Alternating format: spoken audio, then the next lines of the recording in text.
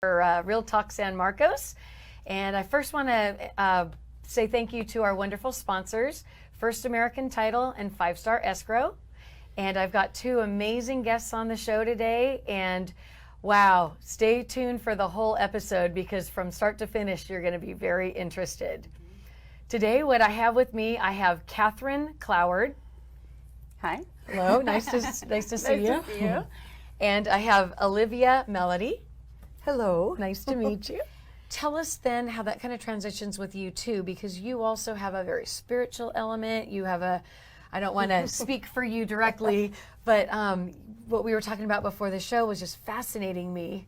I'll let you start with how you want to describe to the world. So I was ordained a metaphysical minister in my early 30s. I would say a crisis in faith. At some point I thought I wasn't enough, and I say all 8 billion people on this planet either have deep-seated issues in feeling as though they're not enough love, not enough this, or feeling separated from source, Yes. separated from support. Correct. And then you spin that 8 billion different ways. So I got lost in the corporate world for quite a while, and I realized, and I am type A, so it was a good focus or a good place to hide. I said, if I don't listen, I'm going to croak. I'm going to die wondering what if only. So 20 years ago, I stepped aside and said, I'll listen. And the whole job is to listen. Shut up and listen. Don't back talk. And I heard about crystal bowls, and I went, yeah. When I saw how much they cost, I went, oh, those fools will buy anything. And but I'd never heard one. And so within a year of that statement, I said I would listen. I was playing on 45 singing bowls, Celtic harp, symphony gong, vibes, chimes, drums, rattles. Because I am a medium, music came through me. So my job was to go sit in the back of the room, let that woman grow 10 arms, and if I couldn't get to it, you would more than likely hear it anyway, like all the singers that come in. And no, I don't sing. You channel the singers. Yes, they come in. And so the journey was to get the music out there. And at the same time, I began to teach development classes and was aligned with Harmony Grove. Okay. I am type A, so I have done thousands of concerts all over this country and Asia. And about 4 years ago, my inner guidance said, you're done. I'm like, what do you mean I'm done? Because it was always next in promoting, because how do you describe music that's never been heard before? You get out and play. You get out and play. Whoever will take you, all right? From huge stages to living rooms. So I still play. Occasionally I had a local band, and we would, a band. Who's in my band? And what are the requirements? Because I remember when I first ran ads for band members, because I heard so much music and I have no training at all. Yes, my last name is Melody. Yes. It's a cosmic joke. They'd say, what key are you playing in? And it's like, I don't know. So the requirement to play with Olivia was, and still is, can you hear beyond ordinary reality? Can you follow along? And can you leave your ego at the door? Yes. Those are good. Okay, because part of having a band is holding space for each other. You showcase now, catch the riff, be in the flow. Oh, it's all about them, or oh, it's all about me, or oh, it's all about her. Yeah. And you hold space for each other. Yes, and so it's always a creation because it's inspirational music. And they'll go, what album of yours is that music on? It's like, no, this is your music for this time, this space, this dimension. There it is.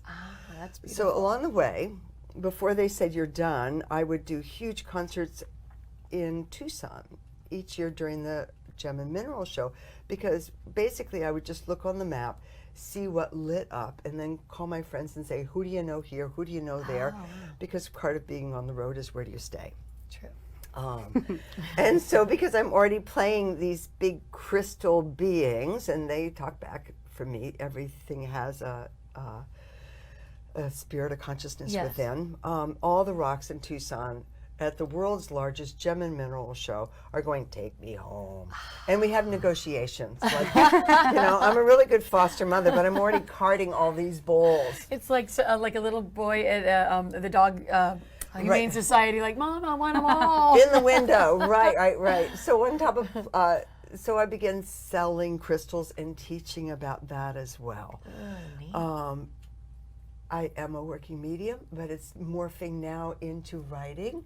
Like Catherine, it's like what I keep hearing is I have books inside of me. Well, the first one are books that I've never published, which would be on sound healing with crystal bowls, because I've been doing it 20 years. Makes sense.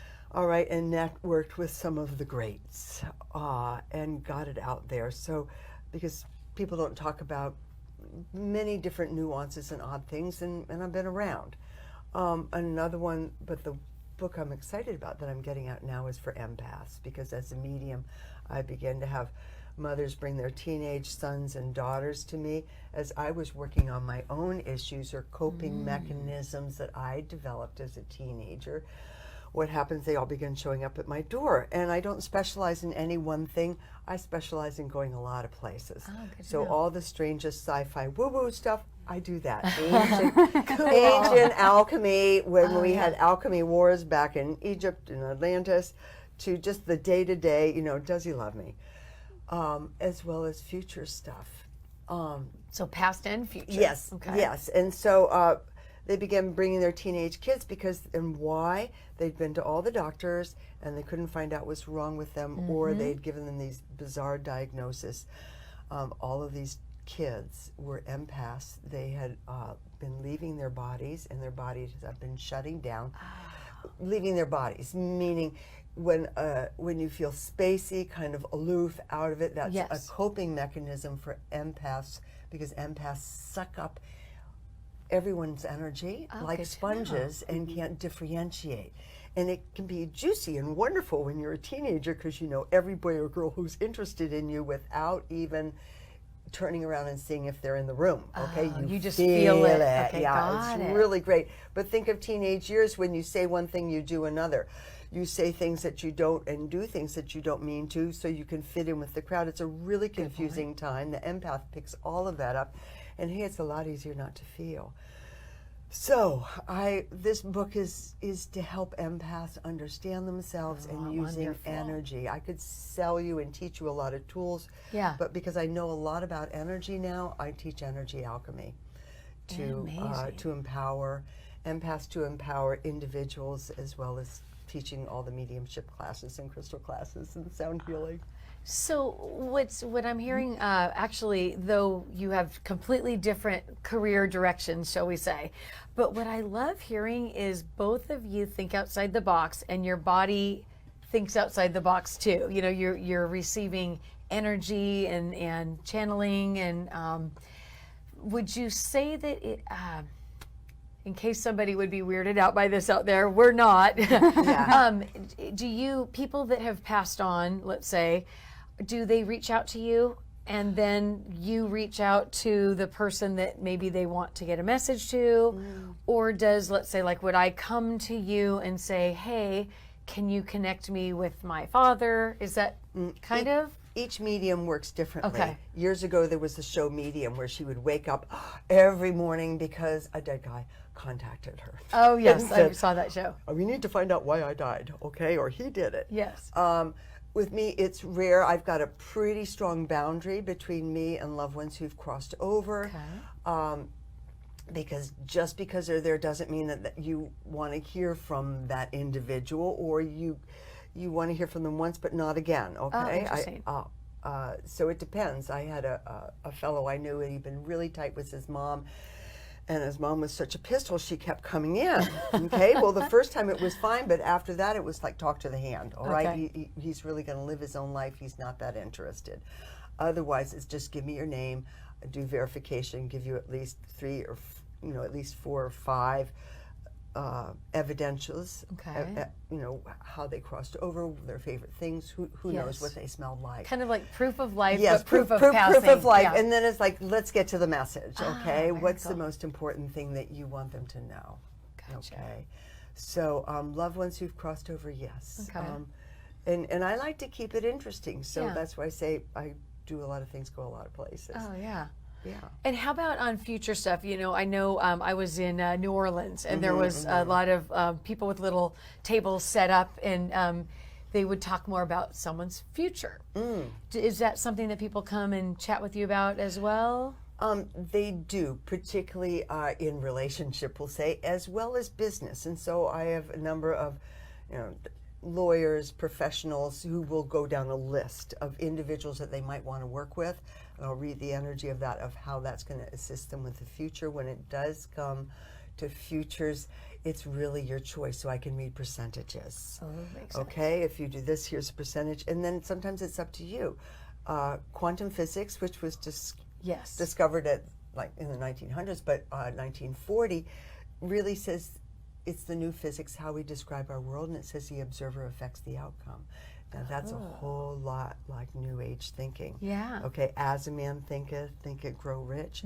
And so you have a choice as to whether or not you want to invest in the future. I have a dear friend. She was diagnosed end of January. She took measures and everything shrunk, and the doctor says, we're going to have to reevaluate because it looks as though it's all going away. And over the next 3 months, she thought, should I stay or should I go? And then I went to see her in July, and she had an aura. Oh, no. Okay, so your aura is your energy Yeah, field talk out about here. That. I love this. I just went, and Edgar Casey will talk about how they tell in his books how the elevator door opened and no one on the elevator had an aura, so he like let that elevator go by. Well, and Okay. I can see auras too, which kind of has freaked some people out, so I don't talk about it so much. Right. But I'm not sure. So you're saying some people don't have an aura When around you're them. getting ready to pass, whether you know it or not, whether you're going to get hit by a truck tomorrow, whether you're going to have an aneurysm this afternoon, okay, your aura begins to shrink about 3 weeks out, 4 weeks out, getting smaller and smaller and smaller. That's fascinating. Okay, kind of like the engine powering down. Yeah. So even with somebody getting hit by a bus, I mean, something that has nothing to do with the health. Right, it's already going crises. down. It's already going down. So yes. one would even say And that your body knew that was going to happen. It is, and as a medium, when you feel something, Yeah. huge and traumatic is going to happen, there's diplomacy, and I teach ethics, Okay, laws and ethics, and that is what it really is what comes out of my mouth, but it's almost life review. It's like life is short. Life is short. Let's forgive. Let's clean things up. Yeah. Let's take care of business. Wow. So that you feel better or worse, particularly people who have huge emotional issues, just because you stay longer in the in-between, the waiting room, purgatory, bardo. Yeah. What would be like something that you want to make sure that you convey or you get across? Because there's just not enough time here. I'll say that mediumship isn't scary. I like that. I say the more I know I don't know. And having performed and served and done a tremendous amount of speaking and taught sermon development and speech without ever taking a class, because my dad used to do it and he literally will work through me. The whole piece is to, I think, just that to follow the inner promptings of your heart. We're not scary.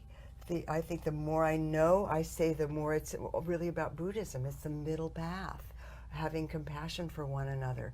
The more you move out of judgment, the freer you are. And who are we the hardest with? Ourselves. Absolutely. And so a tremendous amount of my work with individuals in my counseling practice is really teaching, giving people tools, new paradigms, new ways to like look at their former truths that were set in stone. And that's why I have classes if they do want to learn more. I like that. Yes, people are waking up. Everyone's getting more sensitive, some sooner than others, and they want to know why. I agree. Yes. That's a great takeaway. Yeah. Thank you for that. See, this is important too. Bring us back before we.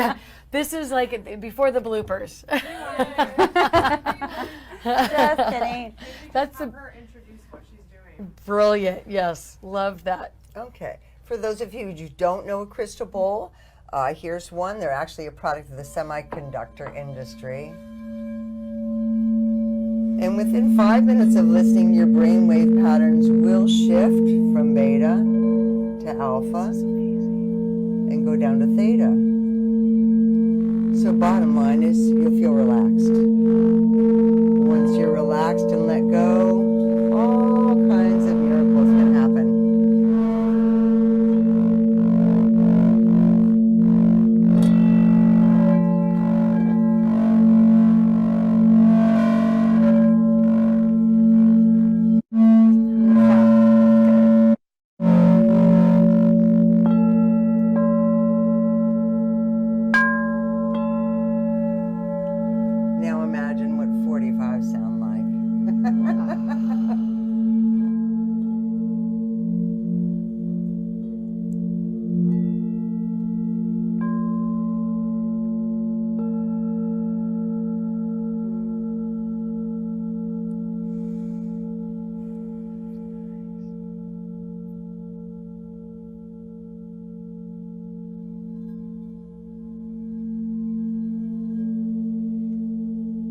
people use this music for healing, for meditation, for yoga, for stress relief, for crossing over for birthing babies, for pain control. And they've done lots of medical studies on the effects of singing bowls, relaxation, and perception of pain, as well as healing.